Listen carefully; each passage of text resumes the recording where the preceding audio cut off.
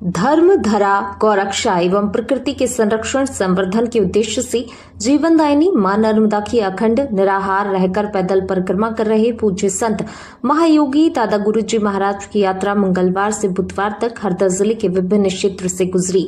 मध्य प्रदेश सरकार के पूर्व मंत्री कमल पटेल भी हरदा जिले के परिक्रमा मार्ग पर यात्रा में शामिल हुए और पूज्य दादा गुरुजी महाराज का आत्मीय अभिवादन किया, आशीर्वाद प्राप्त कर पुण्य लाभ अर्जित किया। श्री दादा गुरुजी महाराज की पैदल यात्रा मंगलवार को मां नर्मदा के पुण्यधाम नाभि स्थल हंडिया पहुंची, जहां श्री कमल पटेल ने उनका पवित्र सानिध्य प्राप्त कर पुण्य सलीला मां रेवा के पावन तट नाभि स्थल स्थित भगवान वृद्धनाथ के मंदिर में पूजा अर्चना की, साथ ही क्षेत्रवासियों के कल्याण की कामना की। इस अवसर पर भंडारे का भी आयोजन किया गया, जहां कमल पटेल ने क्षेत्रवासियों के साथ प्रसाद ग्रहण कर उनका कुशल क्षेम जाना।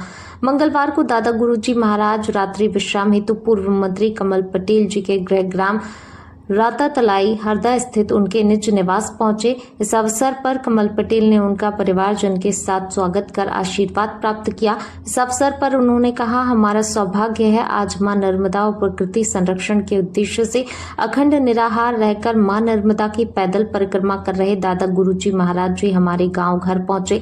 उन्होंने कहा, महान तपस्वी संत श्री दादा गुरु महाराज जी की सेवा करना मेरे परिवार, गांव और जिलेवासियों का सौभाग्य है। इस दौरान भाजपा मंडल हंडिया के अध्यक्ष मुकेश पटेल, कन्नौद जनपद अध्यक्ष रेवाराम सारण, हंडिया के पूर्व मंडल अध्यक्ष राजा बास्ट एवं समस्त ग्रामवासी उपस्थित थे। बुधवार को कमल पटेल ने दादा गुरु महाराज के पावन सानिध्य में स्थानीय श्रद्धालुगण के साथ प्रातःकालीन मां नर्मदा की पूजा अर्चना की। आरती के अवसर पर कमल पटेल ने कहा, दादा गुरु जी के दिव्य सानिध्य और आशीर्वचन से श्रद्धालुओं को आध्यात्मिक ऊर्जा, प्रकृति के प्रति सेवा भाव की प्रेरणा प्राप्त हुई। साथ ही उन्होंने मेरा गांव तीर्थ अभियान के बारे में जानकारी साझा की। इसके पश्चात वे मां नर्मदा की मूर्ति को सिर पर रखकर गुरु महाराज जी के साथ परिक्रमा में शामिल हुए। दादा गुरुजी महाराज के पावन सानिध्य में कमल पटेल ग्राम राता तलाई, पचौला, कच्छबेड़ी, जम्भेश्वर भवन से होकर बावरकुटी तक पहुंचे, जहां उन्होंने दोपहर का भोजन किया। इसके पश्चात पुनः परिक्रमा आरंभ कर ग्राम पाचतलाई से बुधवार को रात्रि विश्राम हेतु ग्राम पमनगांव तक पहुंचे। यात्रा के दौरान क्षेत्रवासियों ने विभिन्न जगहों पर दादा गुरुजी का स्वागत कर आशीर्वाद प्राप्त किया। कमल पटेल ने कहा, गुरु महाराज जी का मां नर्मदा, धरा, धेनु और प्रकृति के प्रति ये दिव्य तप उनके अनन्य समर्पण का अलौकिक दृष्टांत है। उनका पावन सानिध्य और आशीर्वाद हमारे जीवन को धन्य बनाता है। हरदा से गोपाल शुक्ला की रिपोर्ट।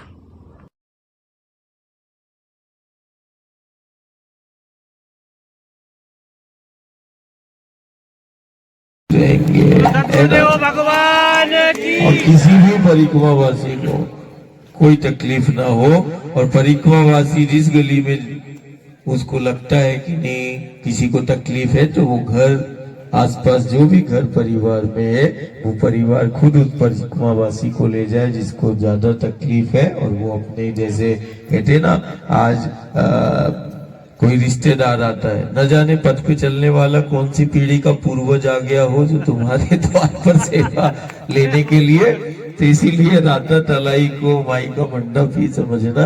और बहुत जो भी घर परिवार आया है वो खूब परिक्रमावासी पहले प्रसादी ले ले, फिर इसके बाद सब प्रसादी पाएंगे।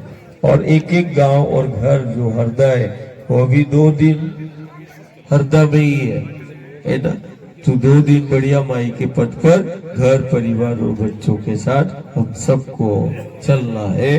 एक ऐसा पथ मिला है जहाँ चलने से कर लिया कर करने वाली साधना है, जिसको नर्मदा का ये देख देवी आदि शक्ति भगवती का कौन सा पथ है जहाँ चलने से कुल तर जाता है और कुल का उद्धार हो जाता है। ऐसी कौन सी साधना है, तो देख ले नर्मदा परिक्रमा है। देवी भगवती के पथ पर चलते चलते कोई तुम्हारे घर और गांव आ जाए तो समझना कि यदि इस देवी भगवती के पथ पर चलते चलते यदि तुम्हारे गांव और घर में यदि वो साधु हो, संत हो, सन्यासी हो, परिक्रमावासी हो, यदि वो आ जाए इस पथ पर चलते चलते, तो समझना वो तीर्थ खुद चल के तुम्हारे द्वार आ गया तुम्हें फल देने के लिए, खुद चल के आ गया। हो गई पितर पूर्वजों की और चल रहे हैं पथे। यदि तुम्हें उनकी सेवा मिल गई तो ये समझना अश्वमेध यज्ञ का तुमने फल प्राप्त कर लिया। जो कुंभ में जाने से लाभ मिलता है वो तो नर्मदा के तट और घाटों पर सेवा करने से प्राप्त हो जाता है। इतना कारण ये कुंभ की जननी है, करती है। कुंभ की जननी नर्मदा कहलाती है। यही है सर्वतीर्थ नायिका, तीर्थों की अग्रज, तीर्थों की जननी। यही है, असाधारण शक्ति मिली है, असाधारण। और अब यही समय है कि हमें इन शक्तियों की निकटता में जो हमें प्रत्यक्ष शक्तियां मिली हैं, गुरु गोविंद ने लीला की है और आज भी लीला हो रही। ये साधना समझ लो, व्रत समझ लो, सब अरे दादा वायु पर चलते जल पे, अरे नहीं, ये लीला सिर्फ उसके लिए है कि तुम जान लो कि जिस सहजता से तुम्हें ये नदियों के रूप में दुनिया देख रही, गंगा, नर्मदा, माटी, पेड़, पहाड़, तो अपन पूछते तो हैं पेड़ों को, पहाड़ों को देवता के रूप में। देख ले सामर्थ, हवा पे वायु पर ही चला रही है। ये स्थिति है। बढ़िया अच्छा राम धुन, बढ़िया नाम स्मरण, सत्यनारायण कथा, सुंदरकांड का पाठ वगैरह सब है। बढ़िया भोग वोग लगाया, स्नान ध्यान दान किया, फिर आ गए नर्मदा के तीरे। यही चलता था। दर्शन हुआ, नाम स्मरण की महिमा, दूसरा दर्शन की। मन लगे या न लगे, तुम तो राम का नाम लेते रहना, निश्चित लाभ होगा। और तुम जानो ना जानो, तुम तो इस देवी भगवती का दर्शन करते रहना, निश्चित लाभ होगा। असाधारण दर्शन मात्र से जीव का कल्याण करती है, ऐसी शक्ति का प्राकट्य होता है। दर्शन से जीवन को दिशा देती है, दर्शन मात्र से दशा में सुधार करती है। दर्शन है और उतना ही उस देवी भगवती के पथ पे चलने की है। असाधारण है। हम तो निशब्द है और देख लो, हम तो रोज ही बोल रहे हैं। अभी कुछ दिनों से हम रोज बोलते हैं, देखो ऐसी भगवती, ऐसी शक्ति जो अपने गर्भ में शिवलिंग का निर्माण कर रही है। जैसे बाहर निकलोगे थोड़ा 2-3 किलोमीटर 4 किलोमीटर, तो वो पहाड़ी आती है ना जिस पर हिंडोलनाथ, अब आ गए शुद्ध, अब आए सही रास्ते पे। बाबा हिंडोलनाथ है ना, यही हम वही सुनना चाहते थे। यही है। तो वो उधर जो है वो आज भी वो लीला, पात्र को बनाने वाला कौन? गुरु और गोविंद है, और पात्र को वो निकालता है, और पात्र ही है। और पात्र तो सब है, लेकिन यदि पात्र में यदि कोई चीज अशुद्धियां आई तो वो पात्र फिर गांव नगर के लिए, घर के लिए अभिशाप हो जाता है। ये स्थितियां है। असाधारण है मां का ये तीर्थ क्षेत्र, असाधारण है ये गांव जो नर्मदा के तट और पट पर है। असाधारण है, ये कोई साधारण गांव। बच्चा क्या करता है? या फिर मां को देखेगा।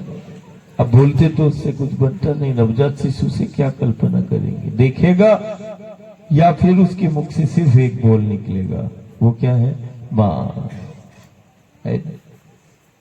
इस भाव के साथ तुम भी करना और ये निश्चित मान के चलना, परिक्रमा मिल जाए। और वो भी नर्मदा के पथ पर यदि सत्संग यदि तुम्हारा हो रहा है और तुम्हें प्राप्त हो रहा है तो सहस्त्र कोटि यज्ञ के बराबर है।